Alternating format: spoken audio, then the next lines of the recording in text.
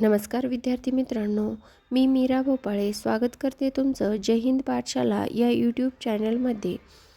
दररोजच्या प्रमाणे आजही आपण मराठी व्याकरणाचा व्हिडिओ घेऊन आलेलो आहोत. आजचा टॉपिक आहे वाक्प्रचार. या अगोदर वाक्प्रचाराचे 2 व्हिडिओ अपलोड झालेत. जर ते तुम्ही पाहिले नसतील तर पाहून घ्या.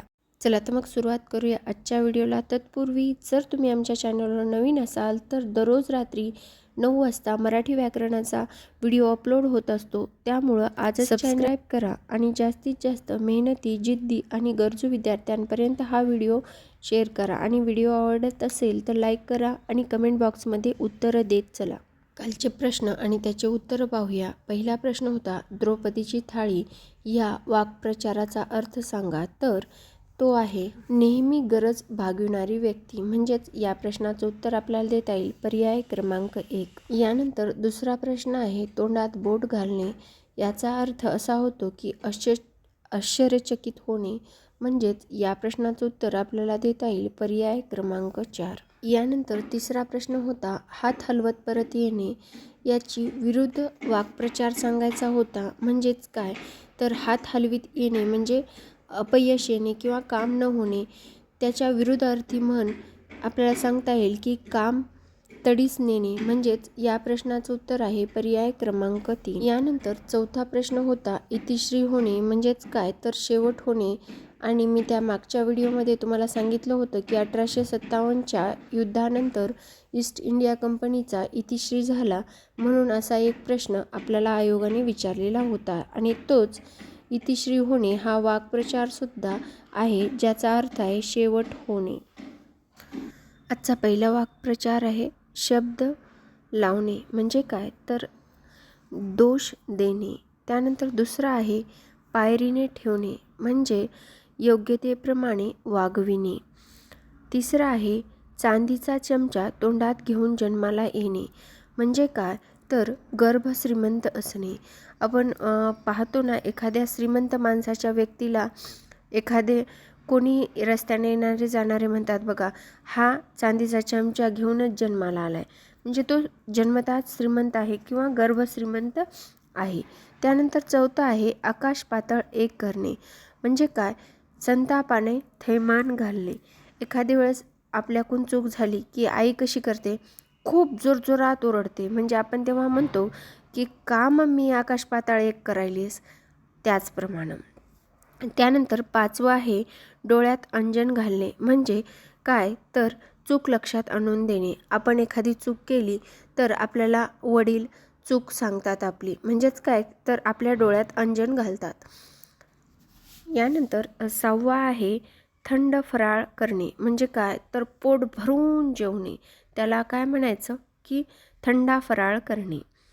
त्यानंतर सातवा आहे लंकेची पार्वती.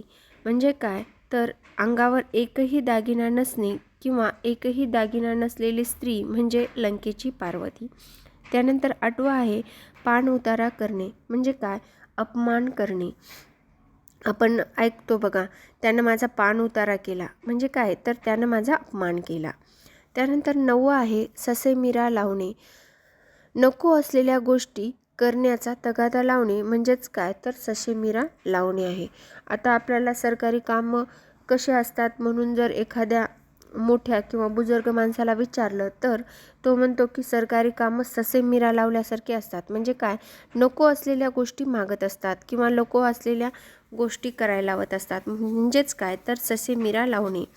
आणि 10वं आहे दुधात मीठ घालणे. म्हणजे काय, एखाद्याच्या बसलेल्या घडीचा विचका करणे.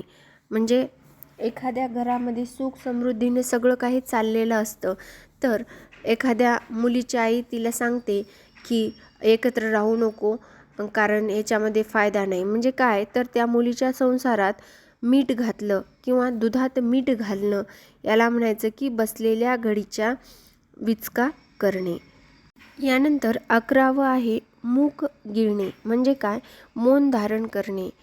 जर एखादी चूक होत असेल तर एखाद्याने त्या अपराधाकडे किंवा त्या गुन्ह्याकडं मूग गिळून पाहणं. म्हणजे काय, मौन धारण करणं. 12वं आहे अडरानात शिरणे. म्हणजे काय, मुद्द्याला सोडून कुठल्याही गोष्टी सांगणं. म्हणजे त्याला काय म्हणायचं, अडरानात शिरणं. त्यानंतर नाकी नऊ येणे म्हणजे त्रास देणे. त्यानंतर 5वर धारण बसणे म्हणजेच काय, खूप भयभीत होणे. त्यानंतर 15वा आहे धिंडवडे निघणे म्हणजे काय, फजिती होणे. त्यानंतर 16वा आहे भभ्रा करणे म्हणजे काय, तर डांगोरी. 17वा आहे अल्लाची गाय म्हणजे काय, अतिशय गरीब. त्यानंतर 18वा आहे चहा करणे म्हणजे काय, स्तुती करणे. 19वावं आहे हातपाय हलविणे म्हणजे प्रयत्न करणे. आपण ऐकतो बघा, तो फार हातपाय हलवाला हो नोकरीसाठी पण लागत नाही म्हणजे काय, तर तो नोकरीसाठी प्रयत्न करत आहे पण नोकरी लागत नाही. त्यानंतर 20वा आहे 100 वर्ष भरणे म्हणजे काय, विनाशकाळ येणे. म्हणजे आपण म्हणतो बघा, कंसाचे 100 वर्ष भरले तेव्हाच कृष्णानं त्याची हत्या केली म्हणजे काय, तर त्याचा विनाशकाळ जवळ आला म्हणून त्याची हत्या केली कृष्णाने कंसाची. यानंतर 21वा आहे साखरेची साल काढणे म्हणजेच काय, अतिशय सूक्ष्म छाननी करणे. त्यानंतर 22वा आहे डोळ्यावर धुंदी चढणे म्हणजे काय, तर गर्वाने न दिसणे. त्यानंतर 23वा आहे डोके खाजविणे म्हणजे काय, आठवण्याचा प्रयत्न करणे. आपण टी व्हीमध्ये वगैरे पाहतो बघा, एखादी गोष्ट आठवायची असेल तर एखादा हिरो किंवा विलन काय करतो, डोकं खाजवल्याची ॲक्शन करतो म्हणजे त्यालाच म्हणायचं डोकं खाजवणे म्हणजे आठवण्याचा प्रयत्न करणे. 24वा आहे हत्यार खाली ठेवणे म्हणजे काय, शरणागती पत्करणे. 25वा आहे द्रौपदीची थाळी म्हणजे काय, नेहमी गरज भागविणारी व्यक्ती. त्यानंतर 26वा आहे तळ हातावरील फोडाप्रमाणे जपणे, खूप काळजीपूर्वक किंवा काळजी घेणे त्याला म्हणायचं तळ हातावरील फोडाप्रमाणे जपणे. यानंतर 27वा आहे भावनेचा बांध फुटणे म्हणजे दाबून टाकलेली भावना उफाळून येणे. एखादा जर फौजी शहीद झाला असेल तर तो देशासाठी शहीद झाला आहे म्हणून जरी एखाद्या त्याच्या पत्नीच्या भावना दाबल्या असतील तरी ज्यावेळेस तिनं पती म्हणून त्या फौजीकडे पाहते त्यावेळेस तिच्या भावना उफाळून येतात किंवा भावनेचा बांध फुटतो, त्यालाच काय म्हणायचं, दाबून ठेवलेल्या भावना उफाळून येणे. त्यानंतर 28वा आहे मिशांना तूप लावणे म्हणजे काय, तर उगीच ऐट करणे. अशी एक म्हण आहे बघा आपल्याला, घर में नहीं दाना और काय म्हणतात, खाने में मिला चना. तर असं म्हणजे उगीच फपाऱ्या मारणाऱ्या गोष्टीला आपण म्हणू शकतो की मिशांना तूप लावणे किंवा उगीच ऐट दाखवणे. त्यानंतर 29वा आहे 2 हात करणे म्हणजेच काय, तर मारामारी करणे. त्यानंतर 30वा आहे काळ्या दगडावरची रेष म्हणजे खोटे न ठरवलेले शब्द म्हणजे काय, तर काळ्या दगडावरची रेष.